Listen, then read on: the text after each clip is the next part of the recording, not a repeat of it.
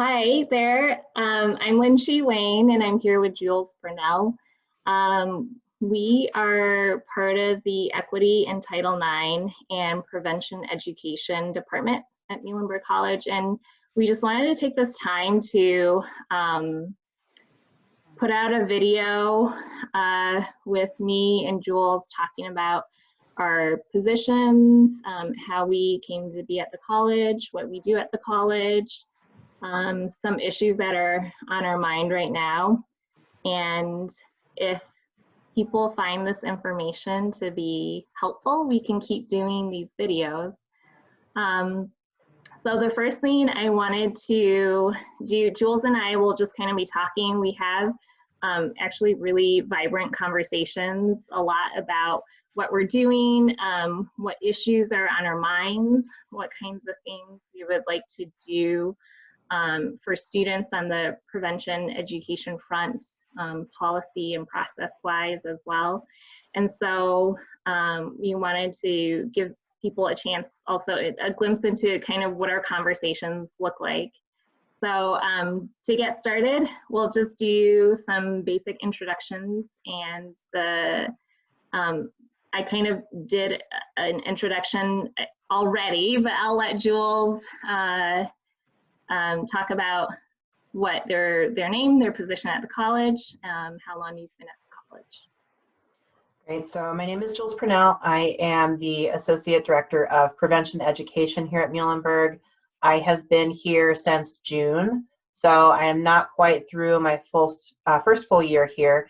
And in my role, I'm primarily tasked with preventing gender, sexual, and intimate partner violence that happens on campus. And so that happens in a few different ways. A large proportion of my role is recruiting, training, and overseeing the work of the peer education group BOSS, which is Voices of Strength. So that's a pretty major focus of my work. And otherwise, I give presentations on campus. I try to do sort of visual messaging campaigns around campus through posters and flyers. I have guest speakers come. I will sometimes push into classrooms or into self-defense classes to talk a little bit more about the bigger picture of these kinds of violences and how we can prevent them. So my goal is to, over time, help prevent those things from coming up in the first place so that Lynn Shi receives fewer reports in the long run and we just have fewer instances of those things happening on campus. Thanks, Jules. So my position at the college is as Director of Equity and Title IX.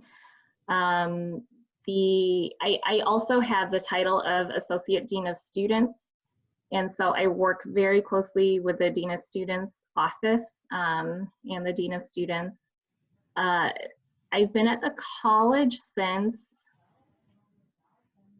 June of 2018, which feels like years and years and years ago. In some ways, I feel like I've been at the college for a really long time, and in other ways, I feel like I'm still pretty new. So in my position, I'm primarily responsible for responding to incidents of any form of discrimination. And so that could be race discrimination, gender discrimination, disability discrimination. If it meets the threshold of what is defined as discrimination, my responsibility is to assess that information, ensure that we have a fair process for responding to incidents, and that we are doing whatever we can to prevent recurrence of discrimination. And that includes anything that could fall under Title IX, which prohibits sex discrimination from the federal level.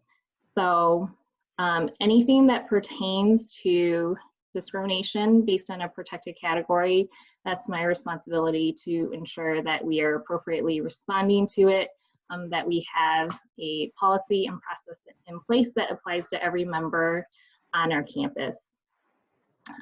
So something that maybe people might be interested in hearing about is, and something we don't really talk about a whole lot, is how we got to where we are in our career. So did you want to talk about that a little bit, Jules? Sure. So I have been doing sex education in some way, shape, or form since about 2008, 2009, and I realized that it was something that I had a passion for. And so I went to school specifically with the aim of doing that work professionally. So I started out doing community-based education and then eventually went to the University of Southern Maine, and I got my bachelor's in sociology and gender studies. Through sociology classes, I realized that I was really interested in having conversations about gender and sexuality. That was what I wanted to focus on.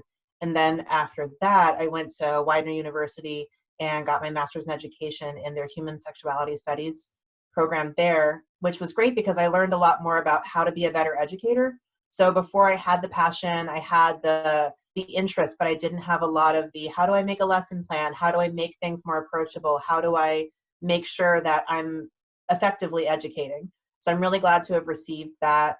And then in this specific role, part of my research for my master's program was looking into sexual violence specifically against members of the transgender community. It's not something that we hear about a lot. We may hear about anti-trans violence. We may hear about certain forms of like job discrimination, but we don't hear a lot about sexual violence. And so through that research, I also realized how many other minoritized groups and marginalized groups aren't really being the focus of a lot of those conversations. I think that it's incredibly important that early feminist movements focused so much on violence against women. I think that that's inarguably very important work. That being said, we still lose out on talking about, for instance, we know that college-age men have a much higher than average tendency of experiencing sexual violence once they're in a college community setting. We also know that folks with disabilities, specifically women with disabilities, are much more likely to be victimized with sexual violence than their able-bodied counterparts when they are college age. So through all of these different conversations, I realized that there are stories that aren't being told, and there are groups of people whose experiences are not really being remedied in this way. So my goal, especially in my work and in just like the whole breadth of my career, is to make sure that people understand these things a lot better so that we can work to prevent them. So in a roundabout way, that's sort of how I got into this role. Awesome, Jules. Thanks for talking about that. A little background in terms of how I got to where I am in my career. My career started in Michigan. So I grew up in Michigan. I did all of my education in Michigan up through the end of my undergraduate degree. I graduated from the University of Michigan with a bachelor's in music, actually, in piano performance. I then went on to get a master's degree in piano performance in Florida, graduated, took some time off. I got a job. I was teaching, so I was working at the University of Michigan as an administrative assistant in the School of Business, so that I had some sort of like steady income. And then in the evenings and on the weekends, I was teaching piano and trying to figure out my life, like what the next step was going to be. And I during that time, I got a chance to kind of reflect, think about what I truly like, what kind of impact did I want to make? Was piano performance the path to making that impact?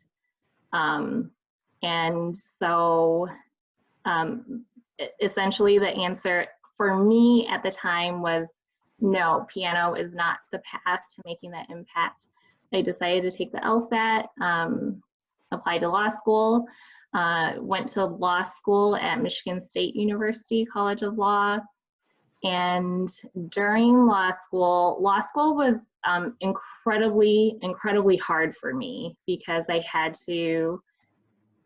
had been reading music for like 8 to 10 years. I've never read a case, like I didn't even know what case law meant. I had no idea what that was. I didn't know what an opinion was. I had never read an opinion in my life. There was a lot there that I feel like I had to get caught up on, that a lot of my classmates like kind of already had some prerequisite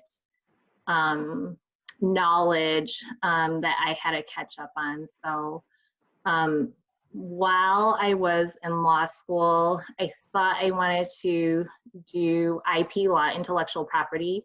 I then, in my constitutional law classes, criminal law classes, in an education law class, civil rights law piqued my interest. And civil rights law in the sense of how civil rights law came to be, how the Civil Rights Act of 1964 came to be. And that completely, for me, made sense, that was the area of law I wanted to focus on, because I think there will forever be a need in our country for those laws to continue to be advocated for and enforced. So long story short, that's how I came to be interested in civil rights law. I worked a series of jobs after law school trying to find my way, and I eventually ended up, after working at a law firm for some time and realizing like this isn't the right fit for me. I started working at Michigan State University as an institutional equity investigator. So pretty much doing the same thing. Part of my job responsibilities at Muhlenberg was what I was also doing at MSU, which was investigating instances of reported discrimination based on university policy. And so at Muhlenberg, what's a little bit different is that I'm also the Title IX coordinator at Muhlenberg College.